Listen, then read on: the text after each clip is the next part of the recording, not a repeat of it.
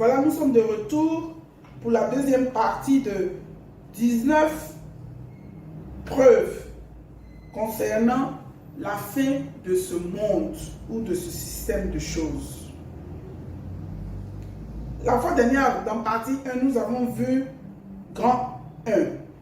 Aujourd'hui, dans partie 2, nous verrons grand 2 et grand 3. Grand 2, les actions à venir.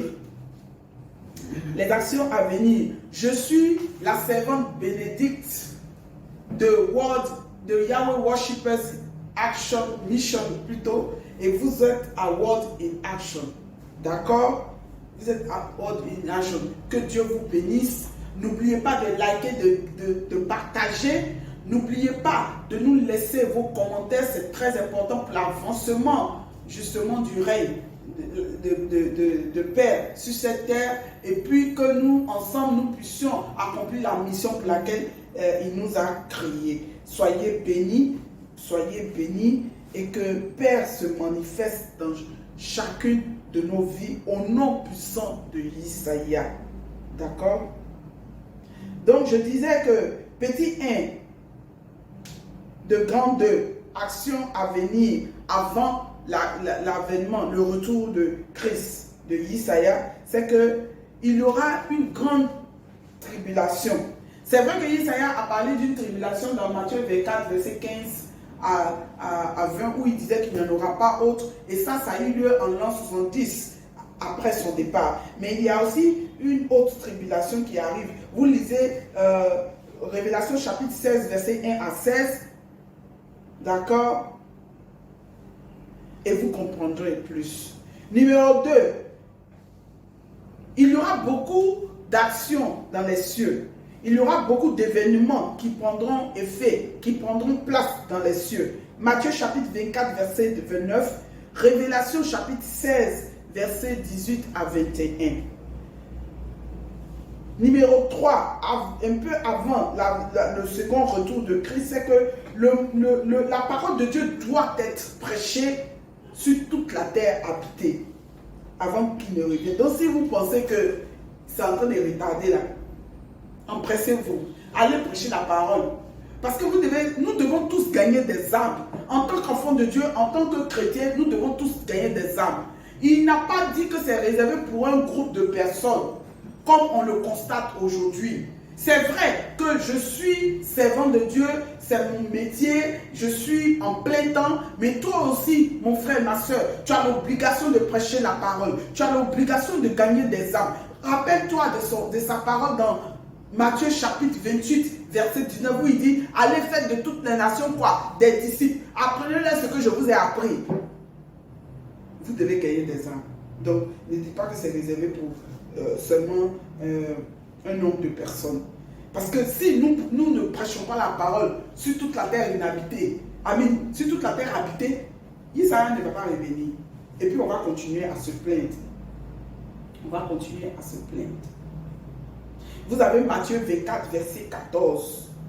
Et numéro 4, tout va se savoir. Rien, absolument rien, sous ce soleil ne restera caché, a dit Isaïe dans Luc chapitre 8, verset 17.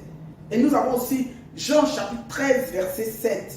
Et Daniel chapitre 12, verset 9 à 10.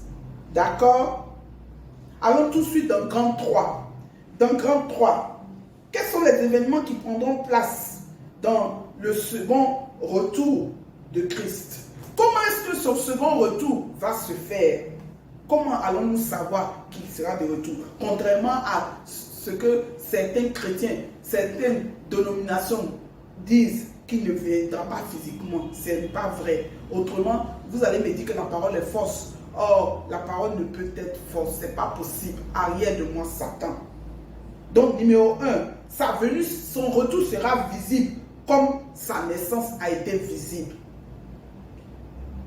Actes des Apôtres, chapitre 1, verset 11. Révélation, chapitre 1, verset 7. D'accord? Numéro 2. Son retour sera vraiment soudain. Soudain. Au moment où nous ne nous y attendons pas. Il a dit qu'il viendra comme un voleur. Le Fils de l'homme viendra comme un voleur. Le voleur, quand il veut venir voler chez toi, il ne te prévient pas. Il te surprend. dans ton sommeil ou bien dans ton moment de recueillement, de repos, etc. Et puis il te surprend, n'est-ce pas? C'est comme ça que le Fils de l'homme reviendra. Il dit, je reviendrai comme un voleur. Ok, d'accord? Personne ne saura. Et lui ne sait même pas quand est-ce qu'il va revenir. Lui ne sait pas, ni lui, ni les anges le savent. Seul Père le sait. C'est pour cela que je dis que ceux qui pensent qu'il est Dieu ont fait fausse route. Parce que ces éléments-là prouvent qu'il n'est pas Dieu. Puisqu'il dit, moi, le Fils de l'homme, je ne sais pas. Ou bien il est en train de mentir. Vous qui supportez la Trinité, qui disait, excusez-moi, qui disent que Dieu est Père et Fils en même temps, qui s'est fait chair pour descendre. Donc pendant qu'il s'est fait chair pour descendre, à qui le Christ était en train de prier là-haut? Parce que la Bible dit qu'il allait prier tout le temps, entre minuit et 3 heures du matin. Donc à qui il priait? Arrêtez ça, peuple de Dieu, réveillez-vous. La parole est claire. Donc acceptons la compréhension et laissons nos enseignements jadis. Je vous en prie. Ne rendons pas inopérant la parole de Père. Marc chapitre 7, verset 13. D'accord? Donc il dit, il ne sait pas le jour, il ne connaît pas. Matthieu 24, verset 36. D'accord? Élément numéro 3. Satan justement sera enchaîné. Quand le Christ sera sur le point de venir, Satan sera enchaîné pendant 1000 ans. 1000 ans. Et pendant ce temps, lorsque Christ va revenir et qu'il va avec une voix d'archange et la trompette céleste, les morts vont se réveiller. Les morts vont se réveiller. Et ceux qui ont souffert pour lui, écoutez-moi bien, ceux qui ont souffert pour lui, ceux qui ont été molestés, ceux qui ont été tués, assassinés à cause du Christ, ceux qui ont été persécutés et qui n'ont pas changé de camp, qui sont restés fidèles, qui n'ont pas signé de pacte avec le diable. Je n'ai pas dit qu'ils n'ont jamais péché parce que nous tous on pêche tous les jours, mais on se répand. Mais lorsque nous ne vivons pas dans le péché, ça fait de nous de véritables enfants de Dieu. Je t'invite à faire cela. D'accord? D'accord? Donc c'est ceux-là qui vont se réveiller et qui vont régner avec le Christ pendant que Satan est enchaîné pour 1000 ans. Pour 1000 ans, eux ils vont régner avec le Christ pour 1000 ans en tant que roi et reine sur la terre. Ne veux-tu pas faire partie? Moi franchement je veux même pas. Je suis en train de lutter pour ça. Donc luttons tous pour cela. Luttons tous pour ça. C'est une course. Une course contre nous-mêmes. Ce n'est pas contre quelqu'un. Ok? Une course contre soi-même. D'accord? Donc ces gens qui ont été fidèles, qui ont servi Yahweh et Isaïa avec en esprit et en vérité, c'est ceux-là qui vont régner avec lui. Et ils ont bénéficié de la première résurrection. Ils ne feront pas partie justement de la seconde mort. Du second mort. Je sais pas comment je peux dire ça. Ils ne feront pas partie du second, de la seconde destruction. Ok? De la seconde destruction. D'accord? Autrement, ils ne mourront pas pour une seconde fois. C'est plus simple. D'accord? Donc voilà un peu. Révélation chapitre 20, verset 1 à 6. Matthieu chapitre 24, verset 31 et aussi 40. Et chapitre 25, verset 33. Action numéro 4 qui va prendre place lorsque il sera là, c'est que Satan sera relâché.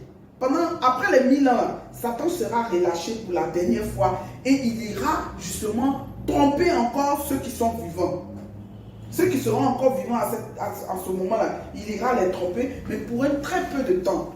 Révélation chapitre 20, verset 7 à 9. D'accord? Il va venir les tromper. Moi je dis il va venir les tromper parce que je suis sûr et certain que je ne serai pas parmi. Je ne serai pas parmi parce que je serai longtemps parti. D'accord? Parce que nous sommes en train de parler de la fin et la fin n'est pas avant 600 ans. Donc je ne serai pas parmi. D'accord? Je vais m'arrêter ici et ensuite dans la troisième vidéo qui est la troisième partie, nous allons entamer grand 4. Merci, que Dieu vous bénisse. N'oubliez pas de liker, de partager et de suivre toutes nos vidéos et de vous abonner à la chaîne. Ainsi, nous allons spirituellement grandir et Dieu va vous bénir parce que c'est le seul qui bénit. Merci beaucoup et bonne journée. Que Dieu vous bénisse encore une fois au nom puissant de Isaïe.